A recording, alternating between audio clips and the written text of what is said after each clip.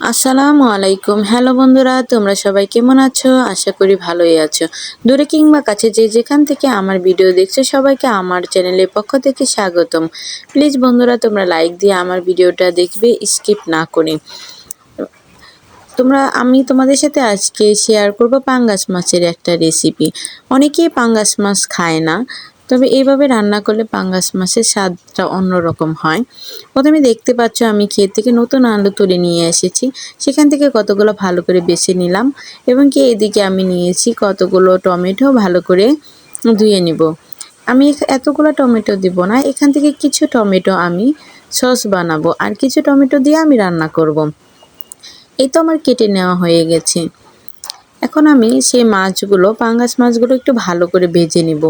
তার জন্য আমি লবণ, মরিচ এবং কি হলুদের গুঁড়া দিয়ে ভালো করে মিক্সড করে নিব। তো বন্ধুরা তোমরা আমাকে একটা লাইক দিবে এবং কি কমেন্ট করবে এবং কি শেয়ার করবে। আমি সবার ভিডিওগুলো দেখি, যে যারগুলো আমার চোখের পড়ে। পাঙ্গাস মাছগুলো একটু ভালো করে ভেজে নিতে হবে। মাটির চুলায় রান্না করি আমি। মাটির চুলায় রান্নার আসলে স্বাদ অন্যরকম।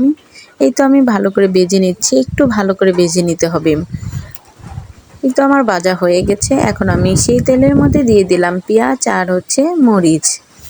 এখানে দিয়ে দিব কিছু মশলা দিয়ে আমি ভালো করে মিশিয়ে নিব। দিয়ে দিব লবণ, হলুদের গুঁড়া, মরিচের গুঁড়া এবং কিছু আদা ও রসুন বাটা। আমি এখানে জিরের গুঁড়া আগে অ্যাড করব না, বা জিরে বাটাও অ্যাড করব না, আমি শেষে জিরে গুঁড়া অ্যাড করব। এর জন্য আমি এখানে যে আদা বাটা ও রসুন বাটা দিয়ে দিলাম। এখন এগুলো আমি ভালো করে কষিয়ে নিব। আসলে রান্নাটা কষানোর উপরেই ডিপেন্ড করে অনেক ভালো কি মন্দ। তো আমার মশলাটা অনেক ভালো কষানো হয়ে গেছে। এখন আমি দিয়ে দেব আলু।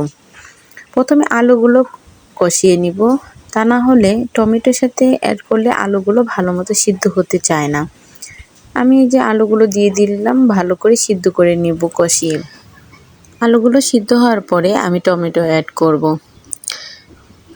একটু ভালো মতো সিদ্ধ হলে ঢেকে দিলে তাড়াতাড়ি একটু সিদ্ধ হবে। এই তো আমি ভালো করে আমার আলুগুলো কষিয়ে নেওয়া হয়ে গেছে এবং কি একটু সিদ্ধ হয়ে গেছে। আমি এখন দিয়ে দিব সেই টমেটোগুলো নিয়ে আমি আর একটু ভালো করে কষিয়ে নিব। টমেটোগুলো সিদ্ধ হয়ে গেলে আমি এগুলো একটু গলিয়ে দিব। এই তো দেখতেই পাচ্ছ আমার টমেটোগুলো সিদ্ধ হয়ে গেছে, আমি একটু গালিয়ে দিলাম, কারণ ঝোলটা একটু গাঢ় হবে তাহলে। এখন আমি দিয়ে দেব পরিমাণ মতো পানি, অল্প পানি দিলেই হয়ে যাবে, কারণ যেহেতু আমার আলুগুলো সিদ্ধ হয়ে গেছে। আমি বলক ওঠার পরে সেই মাছগুলো ছেড়ে দিলাম। মাছগুলো দিয়ে একটু ভালো করে জাল দিয়ে তারপর আমি নামিয়ে নিব। এই তরকারির কালারটা অনেক সুন্দর আসে টমেটোর জন্য। দেখতেই পাচ্ছ কত সুন্দর কালার হয়েছে এবং কি খেতেও অনেক মজা হয়েছে। আমি এখন নামিয়ে নিলাম তরকারিগুলো। এই যে আমার হয়ে গেছে। এখন আমি সেই জিরে গুঁড়াটা উপর দিয়ে দিব, তাহলে ফ্লেভারটা অনেক ভালো আসে এবং কি খেতেও অনেক মজা লাগে। দেখতেও অনেক সুন্দর হয়েছে এবং কি খেতেও অনেক মজা হয়েছে। তো বন্ধুরা তোমরা একটু ট্রাই করো, আর আমার যদি চ্যানেলটি ভালো লেগে থাকে, ভিডিওগুলো ভালো লেগে থাকে, তাহলে আমাকে অবশ্যই সাপোর্ট করবে। আমিও তোমাদের পাশে থাকবো। খোদা হাফেজ।